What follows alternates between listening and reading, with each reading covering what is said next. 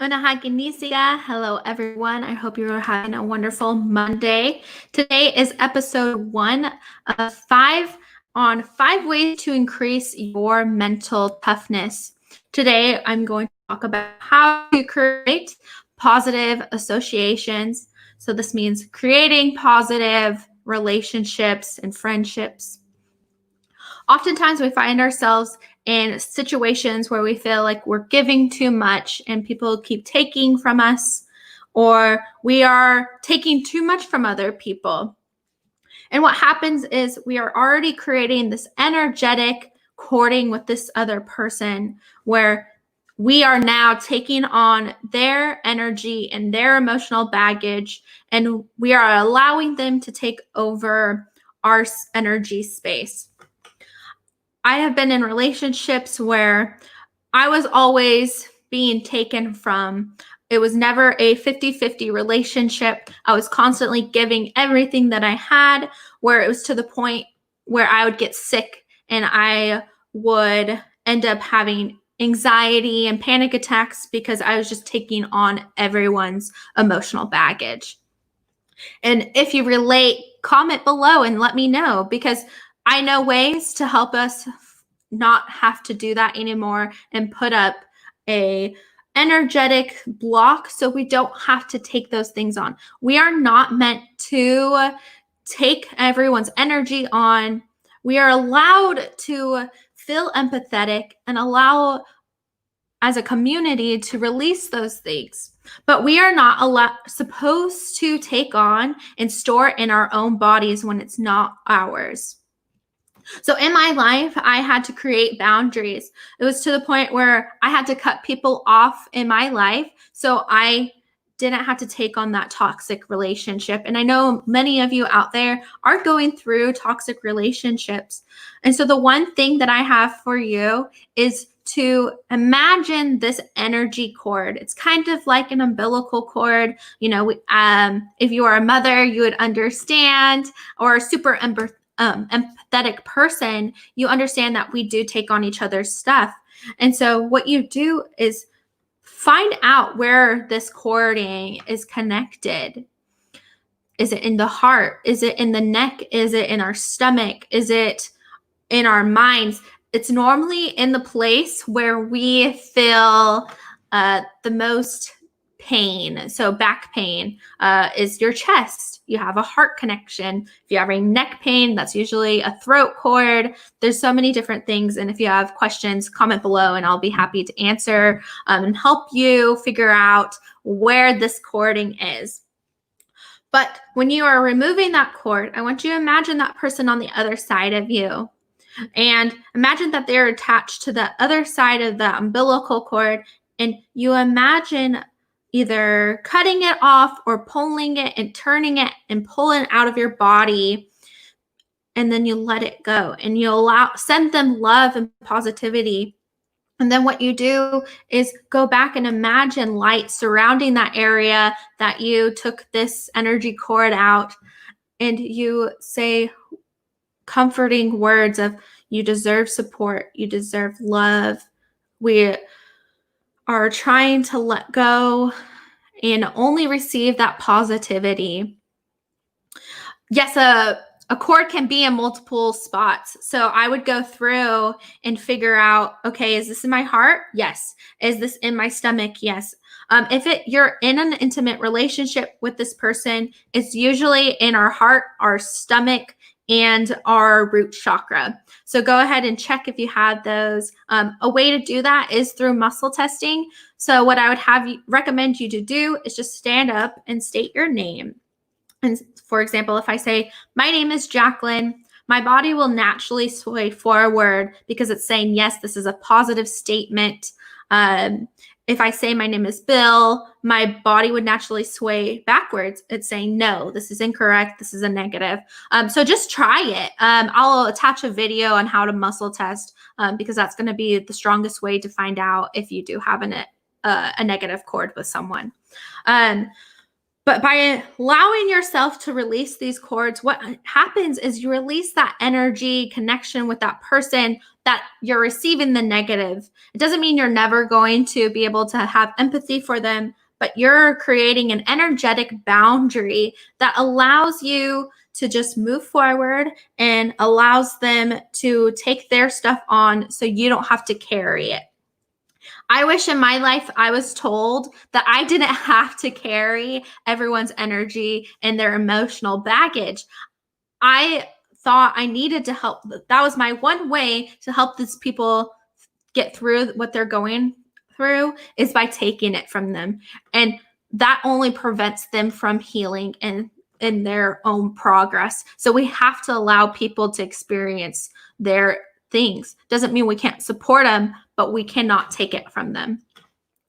So by doing this, you'll also start noticing that you are surrounding yourself with either super positive people or you're surrounding them with negative people in your life.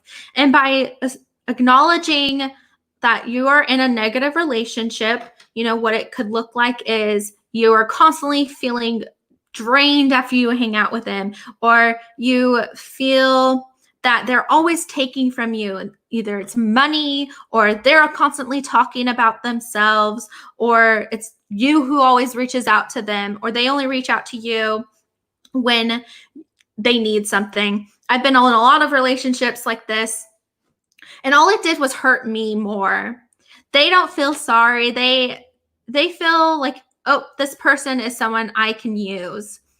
And what that's doing is creating more space for more people to feel like you are going to accept them and you're just going to give and give and give.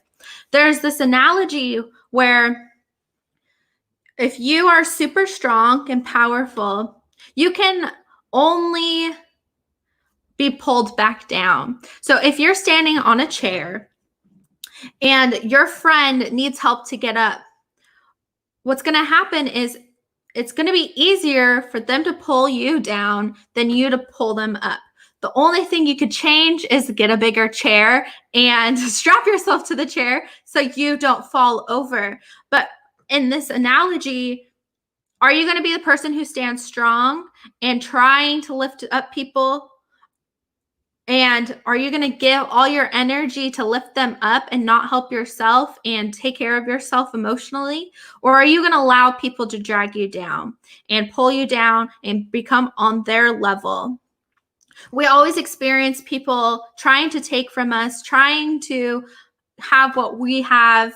And what happens is, for us, we end up not being able to receive, and we are unable to believe we are worthy of receiving love, abundance, anything that we need in our lives. It's hard to get.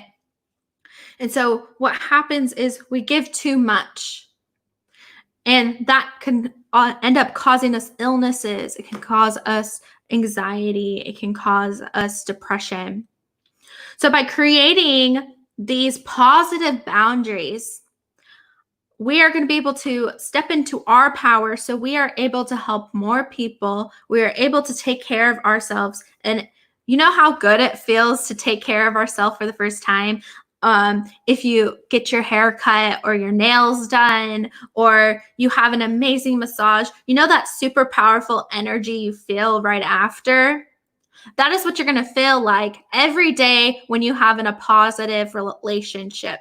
Let go of those people who are constantly taking from you, or allow yourself to make a boundary where it's like, okay, you can no longer talk about yourself that excessive, or you're going to step and say, hey, like, what about me? Start talking about yourself. Allow yourself that space where you're creating that 50-50 relationship. And if it's not happening, then let it go, because I would rather be able to have a 50-50 relationship than having to constantly feel sad, unsupported, taken for granted, unworthy of friendships, unworthy of being able to express myself.